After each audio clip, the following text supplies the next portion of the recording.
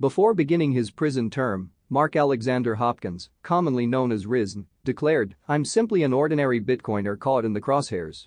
After sharing the verdict in their case with social media followers, Mark Alexander Hopkins, also known by the alias Dr. Bitcoiner, their handle RSN, asserted that transacting Bitcoin P2P is a federal criminal. Hopkins stated on Twitter on Sunday that after entering a guilty plea for allegedly running an unlicensed cryptocurrency business, they might spend 6 to 15 months in a federal prison in Texas. According to RSN, the U.S. Financial Crimes Enforcement Network, or FinCEN, accused them of operating an unlicensed money transmission business in violation of a 2019 interpretation of a 1992 law known as 18 U.S.C. 1960. This means that, according to how the law is now being construed, anyone with a cryptocurrency who trades P2P, i.e., not via an exchange, is legally responsible. In reality, this is a blanket law. They simply constructed a case that I had not registered with the federal government before selling my bitcoins after initially suspecting me of being the scam's kingpin. The Bitcoiner, who claimed to have entered the market in 2011, asserted that they were one of hundreds of thousands of OTC traders in 2019 due to an unsavory character using the trading group to launder money through Bitcoin purchases in an unlawful lottery game. RSN claimed they were singled out by American authorities as a result of arranging fiat to crypto swaps on behalf of the party, who they implied did not know was under investigation for a crime. The 15 armed FBI officers who stormed my residence in October 2019 had my full cooperation. I was raided in 2020, but I couldn't find a crypto-savvy lawyer. I was informed that all legal actions against my family would be withdrawn if I entered a guilty plea to the 18 U.S.C. 1960 offense.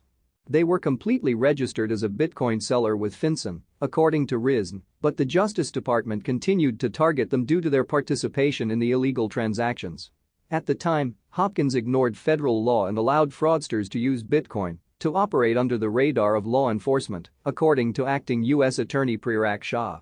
Hopkins also failed to take any action to confirm the source of the funds used in the transactions, which at the time ranged from $550,000 to $1.5 million. Many of the Justice Department's allegations have been refuted by RSN, which asserts that it followed the correct Know Your Customer and anti-money laundering procedures.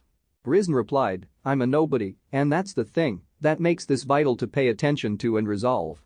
Ross is not me. On the black web, I wasn't. Edward is not me. I wasn't employed by the NSA. Julian is not me. I didn't divulge any state secrets. I'm just an ordinary Bitcoin user who was targeted." The Bitcoiner demanded regulatory clarification between the state and federal levels in the U.S. before being sent to prison, ostensibly to protect other cryptocurrency users from the same enforcement action. The feds in the states are at odds with P2P crypto usage in much the same manner as the feds, and the states vary on cannabis usage, added RSN. Delaware, Texas, and Wyoming actively encourage the use of peer-to-peer, P2P, crypto, which results in the daily production of hundreds of thousands of offenders, like me. A rollback of the original overreaching instructions would be preferable, as would be information on how to be as compliant as feasible. In April 2019, Financial Crimes Enforcement Network brought identical accusations against a Californian, stating they willfully broke the law regarding money transmission while acting as a P2P exchanger of cryptocurrency and cash. The accused in that case, though, was only subject to a $35,000 fine and a ban on engaging in similar financial operations, not jail time.